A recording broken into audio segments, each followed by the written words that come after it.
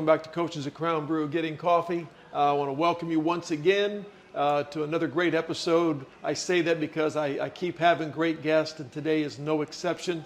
I want to thank Bill Swinford. I want to thank Swinford Media. I want to thank Crown Brew as always. I want to thank Ross and Abby for the editing and the filming and the production of this. They make what I do look really good, and I'm very blessed. I want to thank my buddies at Adrenaline Fundraising.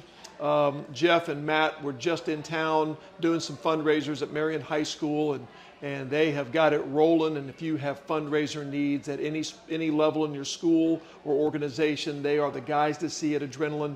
And there was a period of time, I was with them for many, many years. Period of time I thought I could do it on my own. I tried that, it failed miserably, and I went right back to my guys, and they are just the absolute best at what they do. Just let them do their thing, and you'll be sure to raise lots of money.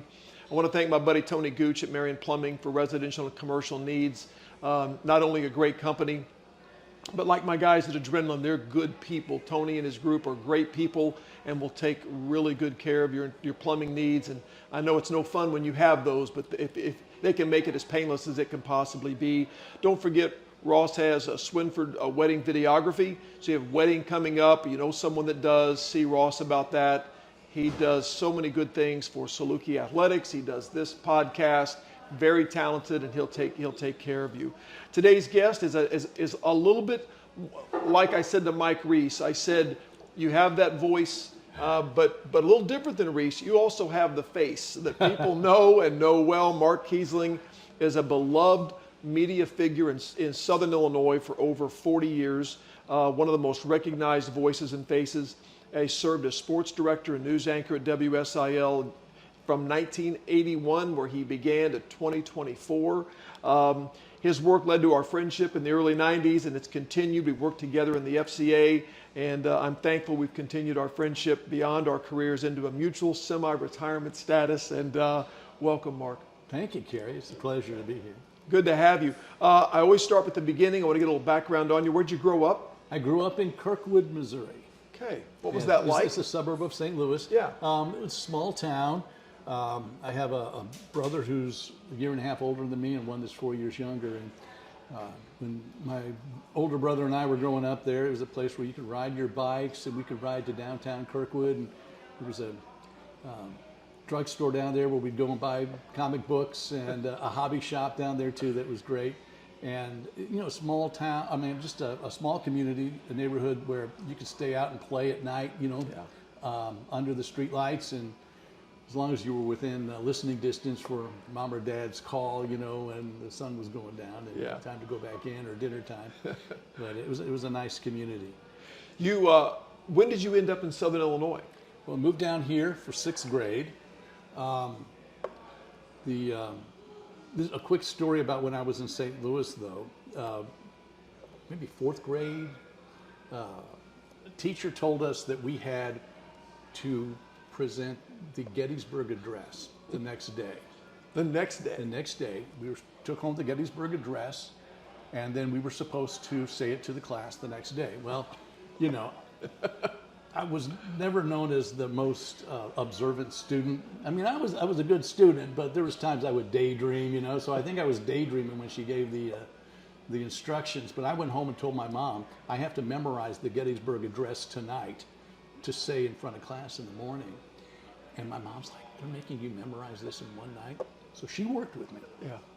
And I memorized the Gettysburg Address. Next day in class, she says, who wants to say the Gettysburg Address? And this little girl raises her hand, and she goes up and she has her paper. And I'm like, what is she doing? She has her paper. She's reading it. And so then I go up next, and the teacher says, where's your paper, Mark? I said, I don't need a paper. So I recited the Gettysburg Address by memory. And then she took me to every other, like, 4th grade class in the building, which is probably 3 or 4 other. Wow. I said it to each one. So I think maybe that's when I knew I had a chance to do something in broadcasting. That's great. So the key word memorize was put in there, evidently. So somehow I got that, you know, that we were supposed to memorize it. made more work for myself and my mom, but we did it. Do you still know part of it at least? Oh yeah, 7 years ago. Just I could do part of it. Yeah, that's awesome. But I've always had this love for Lincoln, and so maybe I was destined to come to Illinois and go into broadcasting. I don't know, but we moved down here. I started 6th grade in Carterville, junior high, and so my dad got a job with E.T. Simons Construction, was with there for like 25 years, superintendent of asphalt for them, overseeing road jobs throughout southern Illinois. Which still continue. They continue. They'll never stop. It never ends. It never ends. You got to keep fixing It's kind of like roads. the different sports seasons, It's just like there's always construction season, always something going on. And so he would take us around southern Illinois. While he was on his jobs, he would go to places and like take a sack lunch or a box lunch, and he would find places to pull over and eat his lunch. Well, then on the weekends, he'd take us to those places: Cave in Rock, Giant City, Garden of the Gods, Little Grand Canyon, different places, and show us those. And so we grew up appreciating the outdoors and everything southern Illinois has to offer. And there's a lot of people that, and I've been guilty of it, of not seeing everything southern Illinois has to offer. And a little bit the last couple of years in retirement, Tracy and I have ventured to Cave in Rock for the first time, and saw the ferry going across. And I mean, just little things that you've heard your whole life, but let's go see it, and I think some people are missing out on some really special things. A lot of people drive long distances down here to see it. Sometimes when you're in the midst of it, you don't appreciate it. Yes. Yeah, so that's really cool. It's cool your dad would sit someplace and think, my kids need to see this. The other thing I got as a 6th grader, I don't know if you remember Ron Hines, longtime radio voice for WJPF radio. He did all the Heron Tiger football games, maybe basketball as well. Then went on to SEMO as sports information director, did sports. But Ron's son Joe and I went to high school, like junior high school together in Carterville. Well, as a 6th grader, I was able to go with Joe and Ron over to Carbondale for a Heron Carbondale Terriers football game. And we got to go on the field after the game. And as a 6th grader, it was like, wow, this is big time. This is where the high school students play. And I was able to see what Ron did, and stuff. And so, I don't know, maybe that was also just a little glimpse of what I would be doing down the road. But it's a common question for me to say, when did you know? Because I ask all the coaches that. Some knew very early and some knew much later. And so were you the kind of guy did you listen to and watch a lot of sports as a kid? I did. Now I didn't play organized sports in high school. I was, I guess, just more undisciplined. I wanted to go out and play backyard games. We had a driveway where a lot of the kids from the neighborhood came because it was a wide driveway, had a basketball goal. We had 2 empty lots behind us that made a great football field or a baseball field, so we would play out there all the time.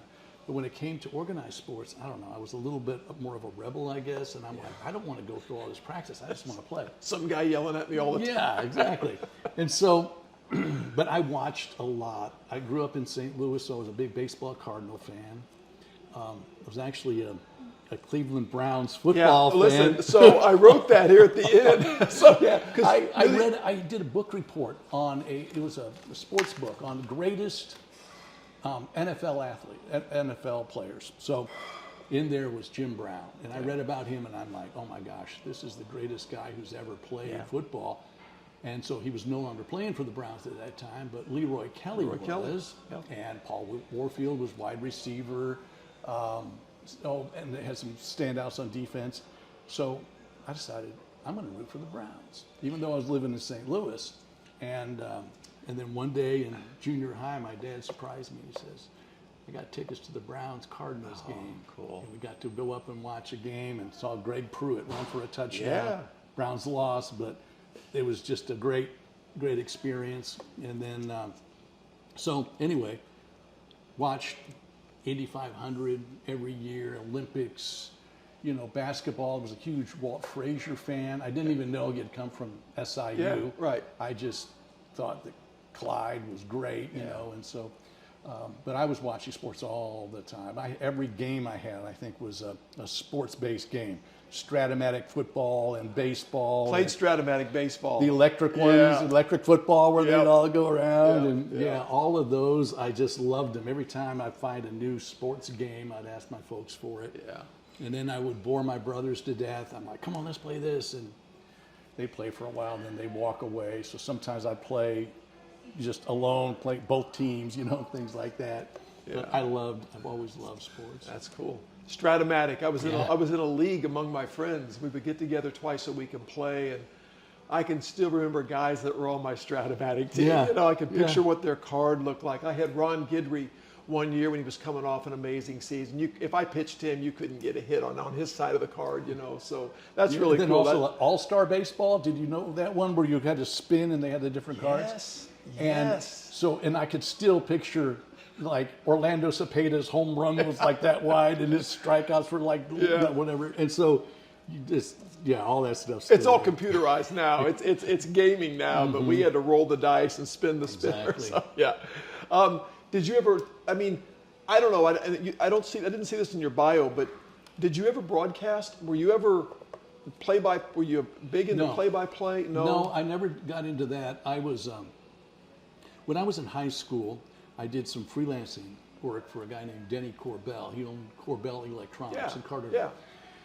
And Denny, at that time, cable had a lot of empty stations, and you could rent time on these different stations. So he would shoot parades and different events, and he would hire seniors in high school to do some of that. So I did some freelancing work for him on that. And then my senior year, Frank Samuel, who was mayor of Carterville at the time, and my speech teacher, I loved Frank. Frank was a great guy, and a lot of us, I think, we just kind of idolized Frank. He was one of those teachers you just loved. Yeah. He loved the students, it showed, and we loved him back. And my senior year, he had me do an interview with a local radio station about homecoming that, I did well at, he told me. And he was a former radio guy himself. So he said, Mark, you got a good voice. You need to do something with it. Wow. So I thought I would be a DJ. I loved music. I thought, I'm going to be a DJ somewhere. Well, then Denny gave me a chance to go to Channel 3 and work behind the scenes and see what that was like while I was still in college. And then that got me in the TV side of it, and we'll talk about that more later. Yeah, that's great. But that Frank was a real big catalyst, because if Frank said it, it had to be true. So I thought. But it sounds like you're getting these little seeds planted, in you, and it's a cool thing to see the development. At the time they happen, you don't realize their impact. But well, as a coach, you're doing the same thing. Yeah. Every time you come together with your players, you don't know what seeds you're planting in those. That's true. And I've known you long enough to know that you're not just coaching football. No, sir. You're coaching young men on how to be better young men. Amen. And I think we're just fortunate when we have a coach that invests in us like that, or a teacher that does that. Not everyone does. And so I was blessed in that way. Yeah. You went to SIU. No, I did not. I went to Logan for 2 years, and then I was putting myself through school. Okay. So I was earning some money with the intention of putting that back for college. And as soon as you have the green in your hand, it's like you want to spend it. So I sat out for 2 years, and then I got the chance to go to WSIL and work behind the scenes with the intention of going back to SIU. But WSIL kind of became my trade school, and I learned so much behind the scenes. Anytime there was a job that was open, I would I can do that. And like one night, the person who types all the scores on the screen and the lower third keys, they called in sick. They needed somebody for the newscast. I said, I can do that. They go, can you type? I said, yeah. In high school, I typed 40 words a minute or something, whatever it was. And can you spell? Great speller. They're like, okay, we'll give you a shot. I did great at it. And they're like, okay, next time we have somebody call in, we know you can fill in. But I would try anything I could. That's smart. And so that kind of became my trade school. And then once I got on air, I thought, what do I need to go back to? Yeah. Now, I regret doing that because that degree would have opened up so many other doors to me over the years.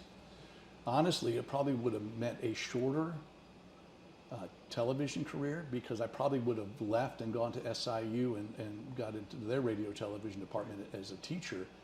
I had that opportunity one time, but I didn't have my bachelor's. Right. So I regret not doing that, but it may have completely changed the course of my career. Yeah, it could have. And things were, you had such a good and thriving career in Southern Illinois, and you just don't know what would have happened. But Right. It would have probably worked out either way. I believe that. I think so. You start this. I love the idea you were willing to say yes to things, and I'll try that. And that's a lot of people are afraid to do that and put themselves out there. But boy, you talk about, like you said, I love how you said it. It was like your trade school, like learning the steps to be an electrician or a plumber. You were learning each step of the business, and that's going to pay off dividends for you. So then you start working at WSIU. You are doing some voiceovers, you said, which you have such a great voice for. And he had told you that you had a voice for it. I have met numerous people over the years and said, especially students, they'll be like, you got a radio voice. You got a TV voice. I don't know if it ever works out, but certain people have that voice that just, you feel like that's a TV or radio voice. You have that. Sports director, 1983. Tell me about that. Well, I was working behind the scenes, and I was running Master Control. And back then, we didn't have a morning newscast per se. All we had were cut-ins. So we would have like a 5-minute cut-in twice during Good Morning America. Yeah. And we had a news director at the time who would do those cut-ins, but he also would cut a weather cart. It looked like an 8-track tape. And you'd put it in and you'd play the weather forecast. It would be his voice. And then you would have slides that came that Good Morning America had. They were like, now the weather in your area. And they'd be showing these slides, but it would be our guy saying what the weather forecast was. Well, one day, I go back to get the cart, and he says, I don't have time for it. I'm like, and I was kind of a smart aleck. I said, want me to do it? And he walks over immediately to the weather machine, because back then it came over like a ticker tape type thing, printing out. He rips out the latest weather forecast, hands it to me, said, go record it and call me when you're done. So I go in there and I record this weather cart, play it for him. He goes, take it to air.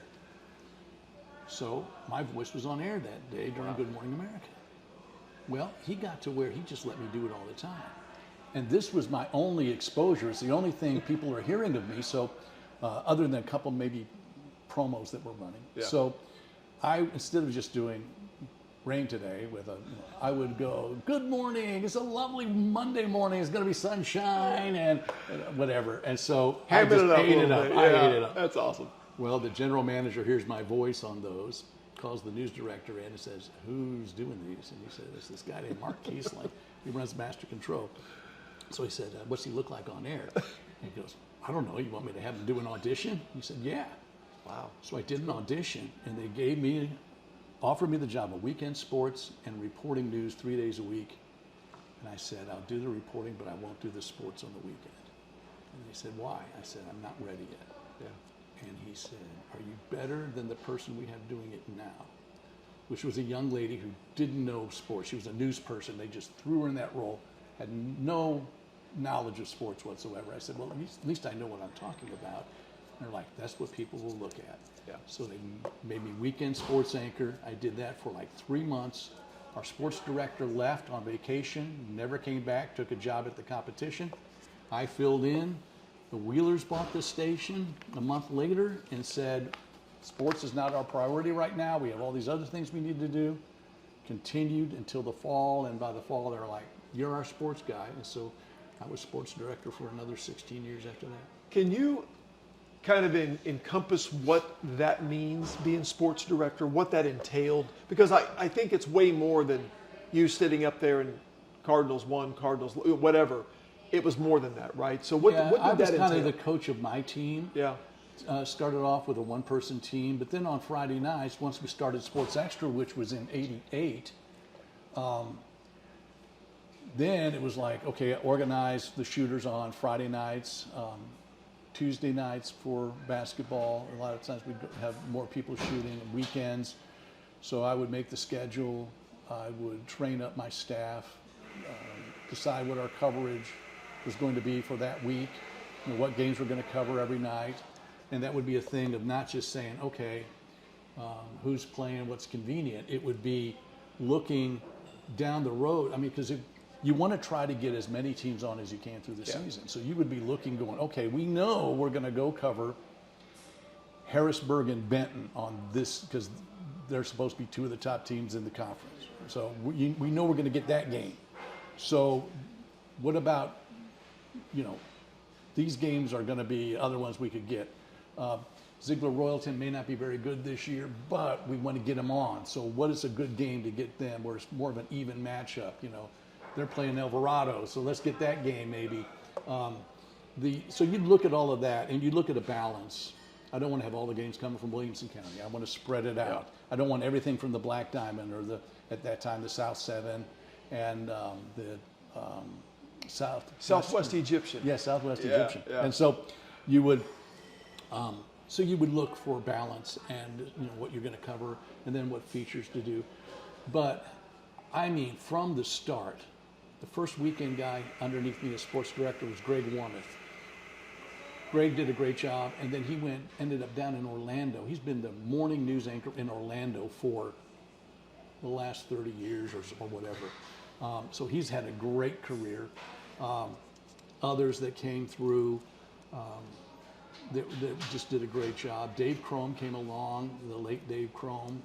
He passed a few years back from brain cancer, but Dave was probably the one who pushed me the most, because he wanted to do bigger things. And so when Dave was there, we started Sports Extra. And we started doing the coaches shows for SIU. And so I would produce the extended sports cast, and if there was a close game, I would go out and get that. And then the other guys would come back and write that. And then I learned through that to write in my voice, but also to write in whoever my co-anchor was. So if Dave's anchoring for me, Dave had a completely different style than me. So I would write in his voice that's for really his scripts, interesting. write in my voice for my scripts. And so, so anyway, yeah, just ran all of that. And then when I'd lose somebody, and usually they'd stay around 2 to 3 years, and then I'd be looking for somebody else and try and expand coverage of things and do things like we did Sack Hunger for a while, coordinating that with the football and the Sports Extra, where we were helping out local food pantries, those kind of things. So that was all the sports director plus anchoring newscaster in the week. I can't imagine the challenge of going to all those games. I'm thinking football right now on a Friday night. Yeah. And this is in real time. These games are happening this night. So you've got guys and gals filming in all these communities coming back to the studio, and you've got to sitting their video back, and you've got to put all this together. Yes. That had to be a huge undertaking. Well, and then basketball was easier, because basketball, you could run and get a few baskets and kind of tell the story of the game. You have 3 baskets from this team, 3 baskets from that team. You rush and maybe pick up a second game. Problem with basketball was the varsity games usually started at 8. Yeah. Football, most games started at 7. So you had a little bigger window of getting it back and getting it edited.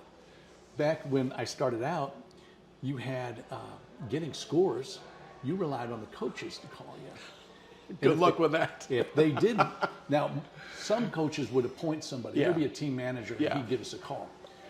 But we would be, back then also, you had all these local radio stations, AM stations and some FM, that would do the local games. So we'd be calling WQRL and saying, hey, you got any scores to trade with us? Here's what I have. And then they'd say, oh, we got the Benton score and the West Frankfort score. And you'd call the Carmi station and get a score from them. And so my job towards the end of the evening was just calling radio stations and trading scores. And sometimes I might have an extra body there, and I say, okay, start calling on scores. Now a lot of that is online. Yeah. Twitter, Facebook, different sources where you can locate the score. But it was get back, rush, get everything written, get it on the air. And when you were editing on tape, it was even more difficult. Now with files, computer files, it makes it a little easier. I can't imagine. I feel like you were going down. It starts at 10:20, and I figure at 10:18 you're still right. Yeah, funny story about that. One day, there was one night, it was the first Sports Extra. I was no longer doing it. Darren Kennard was there and Ricky Thine, and they were going right up to the last second. First Sports Extra of the year, which is always the toughest. They run out onto the set. And this particular year, they're shooting them in front of a green screen. They have a set that they've designed on computer behind them. And they run out at the last second. Darren gets out there. Ricky runs off with her like 3, 2, 1. He runs onto the set. They do the open, take the shot. Ricky has his sport coat on, his tie, but he's wearing gym shorts. Thinking they weren't going to, the camera wasn't going to show him from the waist. Right. down. That's great. Darren had jeans on, which, I wore jeans a lot too when I was doing sports, but it was, it's like, you That's didn't usually great. see it. But there's the wide shot and you can see his legs and stuff. And then they corrected it in the first video. But it was just such a rush to get on air. I can imagine. I always thought it was because, I just couldn't imagine how you put all that together, and you guys did it so well. Do you know how big a deal Sports Extra was? We would hear from people that we'd go to games and they would go, I'm taping Sports Extra because I don't think we're going to get home in time to watch it, so we got to tape it. That's the first thing when the game was over, and we would gather at someone's house, and if you failed to tape Sports Extra, it was a dang near mutiny. Everybody, if you got, usually games, maybe you got home in time to turn on live, but you had to tape Sports Extra. Mark, that was a big deal. I think about in the old times, the Southern Illinoisan on Friday morning, you're looking at the little capsules, you're looking at the predictions, huge deal. Yeah, all the guest picks. Yes, and who they're going to pick, and if they didn't pick you, you were mad, and and how come he never picks us, But then Friday night, man, Sports Extra was it. Mm-hmm. We gathered. I don't care where we were, whose house we were at. We would gather around the TV. You have to tell everyone to be quiet, and see the scores. Because for a lot of us, the score you gave was the first score we knew of. Because there was no one to tell us except you guys. That was a big responsibility also. Yeah. We saw it that way because we knew so many people were coming home from the games. They were at their game. Now they're going to come home and see what everybody else did. Because it wasn't that you could pull up your phone and see it. No. So they would come home and watch that, and we knew we had to be correct on every score. We had to try to give the best local coverage. Get every game on because every game affected the standings. Sure. And they were, okay, that's who we're playing next week. What did they do this week? And things like that. So, and then we got great feedback from that.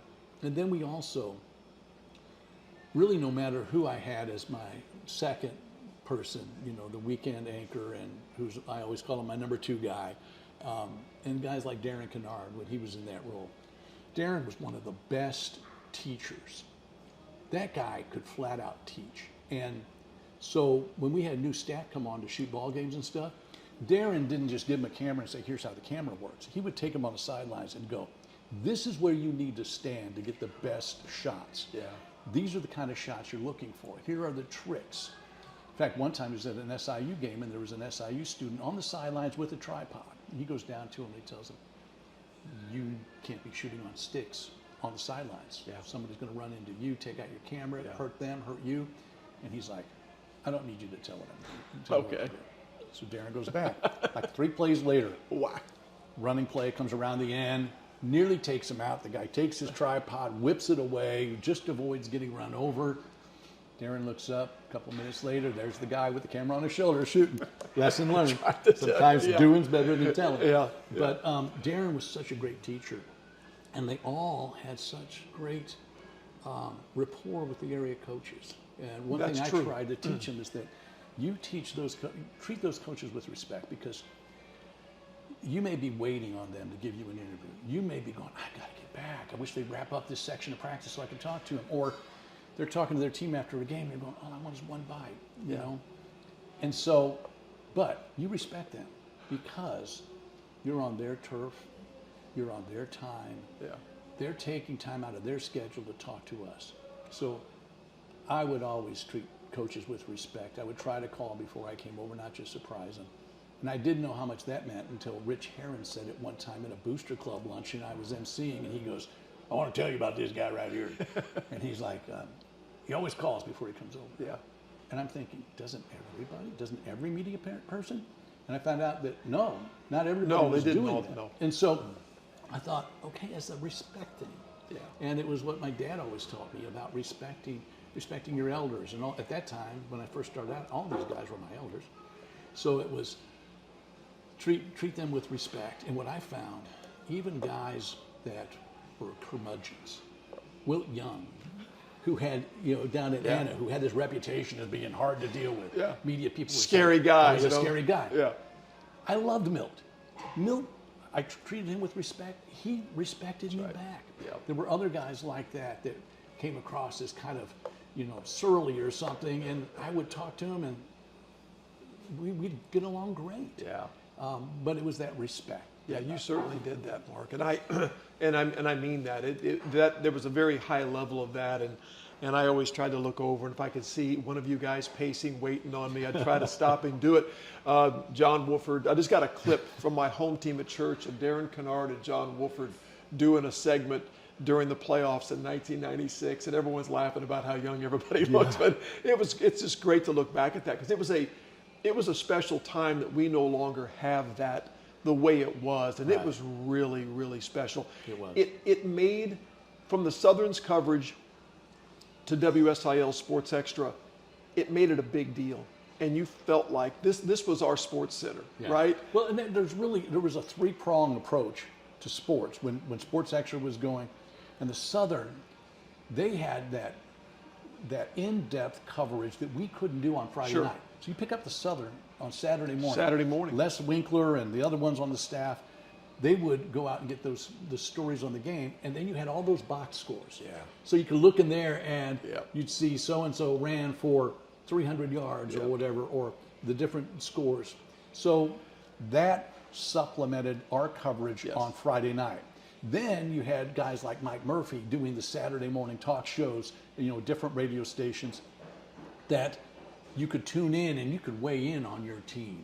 Jim Muir at Benton had one, And so you had those so between our Friday Night Sports Extra, which had the immediacy, here's what just happened, to Saturday morning with your cup of coffee going in more detail what's happening and then weighing in on the radio talk show, I thought it was a great three-pronged approach. It was. To covering local sports before there was Twitter and Facebook and these other sites. I know, it was so good. You mentioned the respect issue, and I'll just remember this story. I won't mention the station, it wasn't you, but I was asked to stick around after a game. It was a big win, and they asked me to stick around after the game and say a few words, and they had their truck pulled up near the stadium. So I waited, and I told my wife, go ahead, I'll be there in a little bit. And we had family there, and we had coaches over at my house afterwards, and I waited. And I kept saying, is it about time? And they said, well, just hang on. And we waited.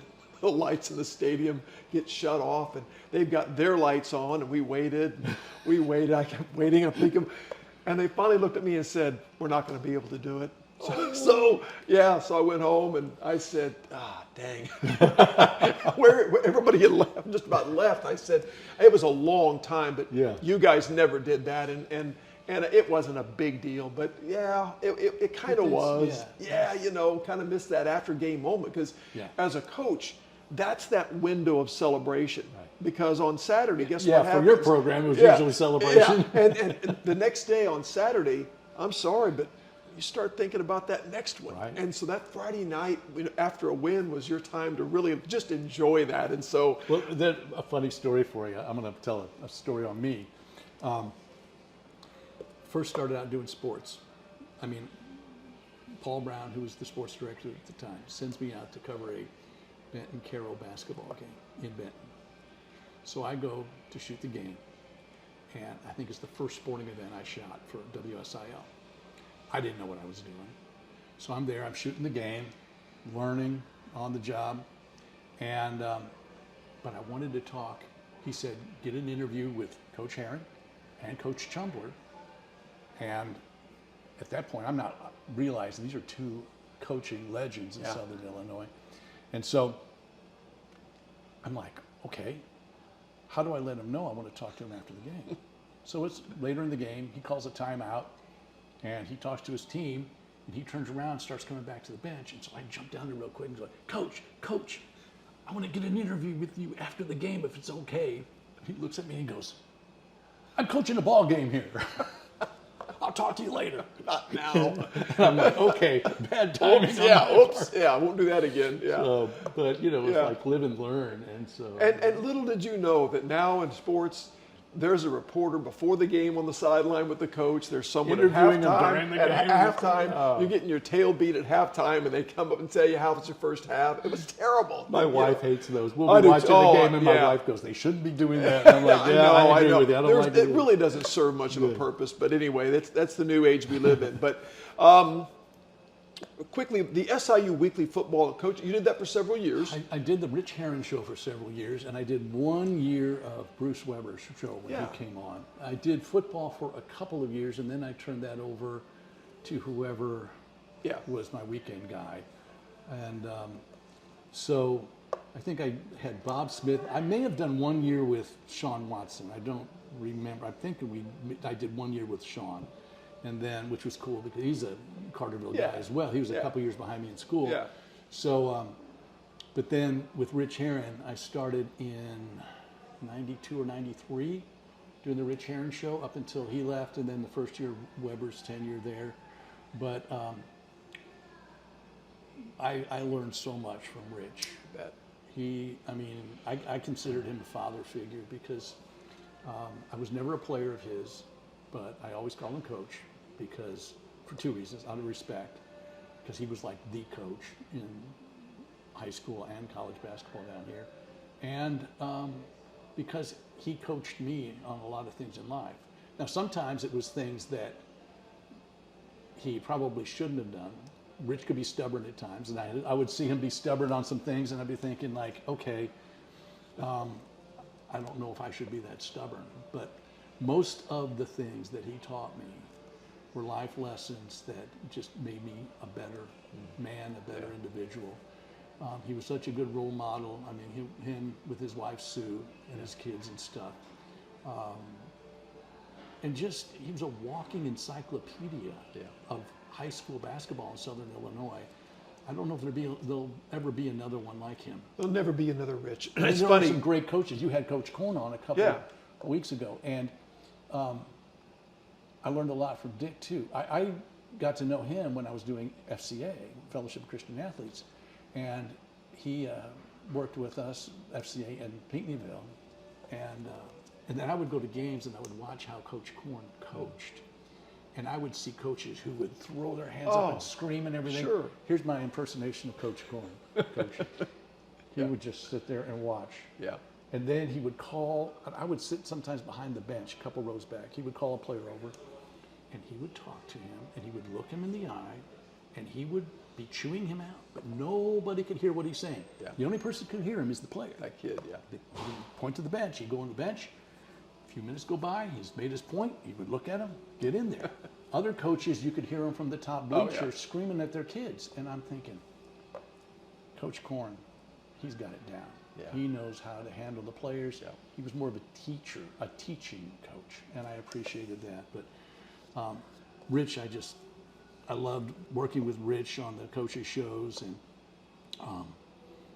it was a lot more work to try to get that show put together, and but it was great experiences. One time, every year we would go up to the Missouri Valley Conference tournament, and so we would shoot a segment after the Saluki game in the arena, wherever they were playing. So back when they played in the old arena where the Blues played hockey and stuff, it was, just old concrete building and rough shape. I'm standing on the court waiting for Rich to tape our segment. He's meeting with his team, and Sue Herron is there, and Coach Spoonhour, who used to be at Charlie, Missouri State, then Southwest Missouri, So Charlie's there, and he's talking with Sue and a couple other people. So I just walk up, and I'm on the outskirts of this little huddle, listening to Coach Spoonhour talk about things. And I look up into the stands, and there's a guy with two big cages, and the largest cats I have ever seen in my life come out of those cages and start walking down the rows of bleachers. They go down one row, come down the next one, and go down, and they're like stalking. And their two cats are going down these different sections. So I asked Coach Spoonhour, I said, what's with the cats? He goes, oh, they release them out here after every event. They're the mousers. That's how they keep the mice out of the building. That is fascinating. Like, it's just one of those That little is golden fascinating. moments that Yeah. Being there to That do is so the coaches cool. show that Yeah. I got to find out that nugget and see that, and I was just like, that is strange. That is awesome. I'm glad you shared that. And the thing about you mentioned, I out of 50 plus podcasts, how often Rich's name comes up. Yes. And I think that's a real tribute to his legacy. And my wife and Christy are friends, and she'll tell her, your dad got mentioned again in another podcast, because that's the impact he had. I mean, Yes. and not just basketball guys, but media guys, football guys. I mean, Dick Korn talked about him. Eric Griffin talked about him. I mean, Shane Hawkins, of course. Just it goes on, and just guys talking about Rich Herron and his impact. So that's really cool. But so you end up at some point. So you left WSIL for FCA in 1999. What led to that decision? I just felt the Lord was leading me there. Yeah. I really gave my life to Christ in 1987. And so that's when I really was strengthening my walk, began strengthening my walk and with Christ. And so by the time 99 came around, it was probably 98, I was involved with Fellowship of Christian Athletes. Right. Years before that, like when Tom Landry came to speak at SIU, I was able to host that. Roger Lipe, then he came on staff, and then he would invite me back to host. And I got to meet guys like Bobby Bowden and so many others. You did such a good job emceeing those events. I did it one time and found out how hard it is, but how easy you made it look. And it was not easy at all, because Roger was detailed by the minute. Yes. And he's a detail guy. Very much so. He gave me the script, and I'm like, I got to make sure I stay on this. You made it look like, it was just perfect. Well, and I got to meet such, coaching legends and people in the sport. And in 99, I was like, I feel like I'm due for something different. I turned 40 that year, and I've been doing sports for 16 and a half years. I just felt like it was time for something else. So before I even got the FCA job, I started getting my house in order. I started making sure, I had media guides going back, I don't know how many years. I started going through all my files and making sure, I knew where everything was, but I wanted to make sure if somebody comes in after me, they're going to be able to find everything. That's great. Making sure all of our video was logged properly and where you could find it. And so anyway, it was like I felt like the Lord was telling me, get your house in order. I have something new for you. And then when the FCA opportunity came up, I jumped at it. And people were like, "Boy, you're really taking a leap of faith, aren't you?" And I'm like, "No, it's more like a step. If I take one step, then the Lord's going to direct the next step and the next step. But if I don't take that first step, He's not going to be able to direct That's so me." well said. So a leap, I think, is more of a blind leap. You don't know what's going on. But a step is more of, I'm trusting in Him in this step. I'm going to trust in the next step and the next step. And during that time, I really strengthened my relationship with many coaches in the area, including you and your staff, and Rod Schertz and Tony Phelps up in Benton. Who I did a coach's Bible study up there with several coaches, and other ones that that relationship became much deeper. It's a good 3 years. It was good. One of the highlights was working with your staff. Yeah. One of my memories, I don't know if you remember this or not, I think you will. I believe we were at your house, and I was doing a little, like a Bible study with your staff at one point, and the talk that night was on your giftedness. How are you gifted? And so I brought up the question, in what area do you know you're gifted? In what way has God blessed you that you know you have a gift in a certain area? And of course your staff, they were like reticent to talk about themselves. And so you went first, and you kind of like opened up and broke the ice. And then we went around the room, and every guy said, well, I guess I'm good at this thing.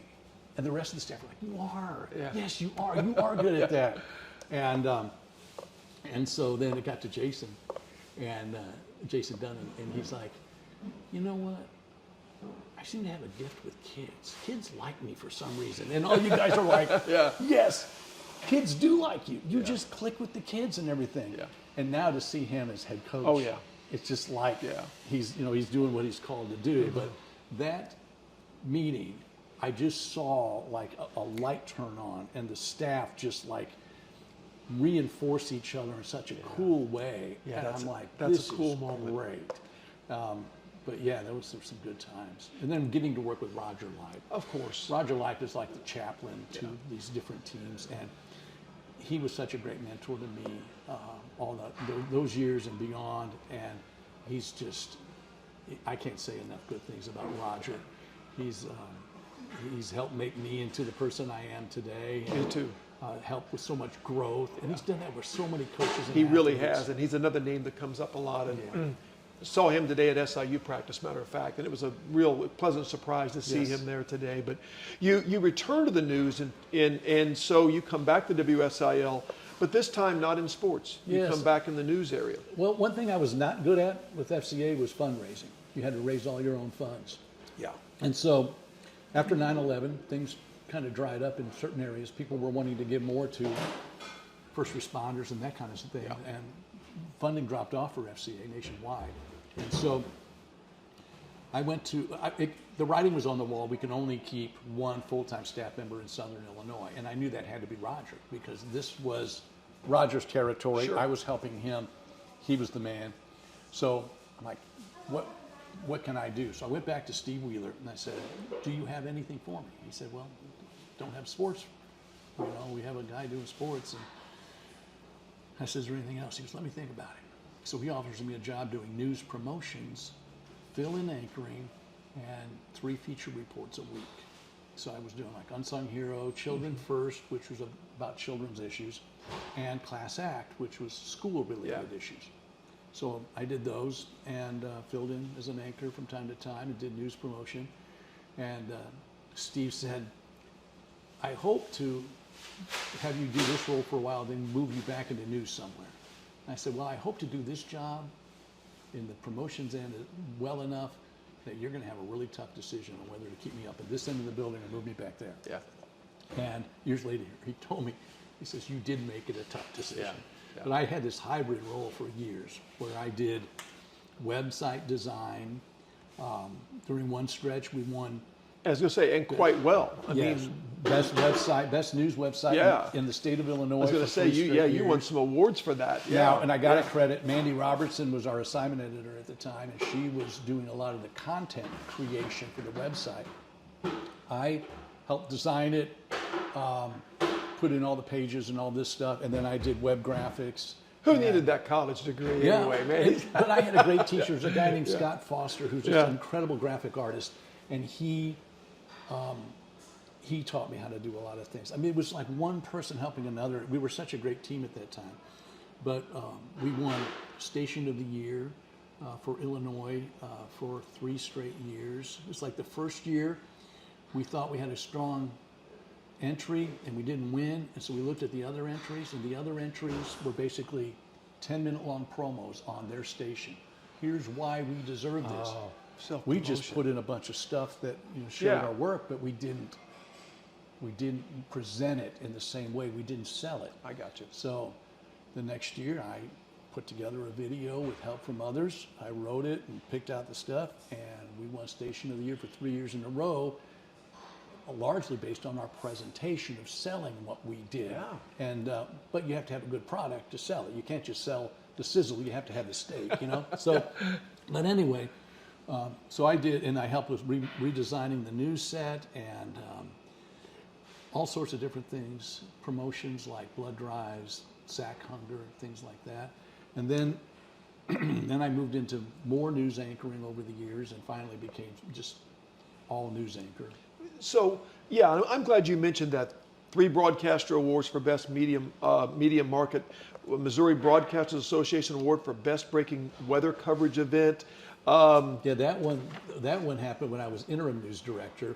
I was thrown into that role, so I was working like 12-hour days, and then the tornado happened in Mayfield in that area. So we were rolling crews, and I'm kind of flying by the seat of my pants as acting news director, and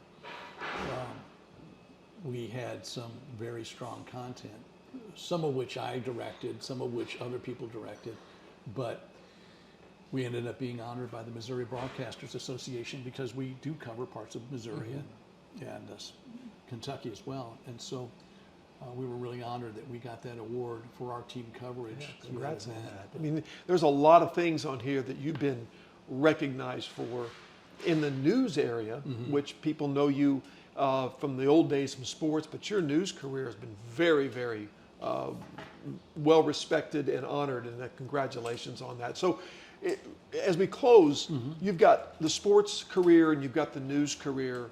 Do you have a preference, or do you feel like they're both, the time was right for each one? Or the news career, as it evolved into the more anchoring, I became less and less engaged with the people out in the audience. I got you. You know, I went through a difficult time when my first wife passed away, and that happened, and then COVID hit, and so where I used to be out and about talking to civic groups and doing booster luncheons and things, different things like that, and as sports director out in the field a lot more, to mainly at the station.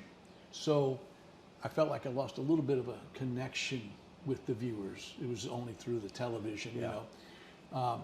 So I missed that aspect of sports, and I missed being out with the coaches and the athletes, talking to them and telling their stories. But there was also something nice about anchoring the different newscasts and having a larger role in the newscast and kind of guiding that. And then the pay was higher as news. That doesn't hurt either, does it? So one more thing, you are currently working at WSIU. I am. And you're hosting something called Illinois Backroads. Yes, it's a brand new show. Larry Hunter is the interim executive director at WSIU. And so he wanted to start this show. And we didn't have a name for it. So we got together, came up with Illinois Backroads. And I'm traveling around southern Illinois shooting different sites, just like when my dad used to take us as kids. This is that kind of coming full circle, isn't it? Yeah. And I love the storytelling. So we just completed a shoot at Cave and Rock. It about killed me. We were down there 3 days, and the last day it was 95-degree heat index. We were shooting for about 8 hours outside. Only took a couple of breaks in air conditioning, just like 15 minutes. And by the end of the day, I got a warning on my watch that my resting heart rate was over 135. I started like, okay, I got to cool off. And so I survived it. The guy I'm working with, Reggie Cozy, is a former co-worker of my WSIL, very talented guy. And so he's doing most of the shooting. He'll be doing the editing. I'll be doing the writing and setting up the interviews and content creation and stuff. So together we're working on this, and he says if the show doesn't kill me first, then we'll be good. And then we're supposed to have our first show on the air by end of September. I'm looking forward to it. And we'll have, I think, 12 the first year, and then we'll see where we go from there. But it's a part-time role that they hired me on for. And so we're pretty excited about it. I think you're well served in that to do that. I'm excited to see it. I'm looking forward to it. I want to tell you, you've had an amazing career, and you've touched a lot of people through your professionalism, the respect you have, how good you are at what you do, and that ability to sit in front of a camera and tell a sports story, to tell a news story. That is a gift the Lord has given you, and you have used it well, my friend. Great legacy. I think you brought a lot of comfort to people. The news can be very emotional sometimes with the events that take place. Your voice has that calming ingredient to it. I think is really cool, and you brought a lot of energy to the sports, and I told you that something about Sports Extra will live on in a lot of us old folks for a long time, because that was a special time. Yeah, and you helped create that. About 35 years. Oh, it it was was on good. there. Yeah, well, I wish you continued success in your semi-retirement, and I thank you for your friendship, brother.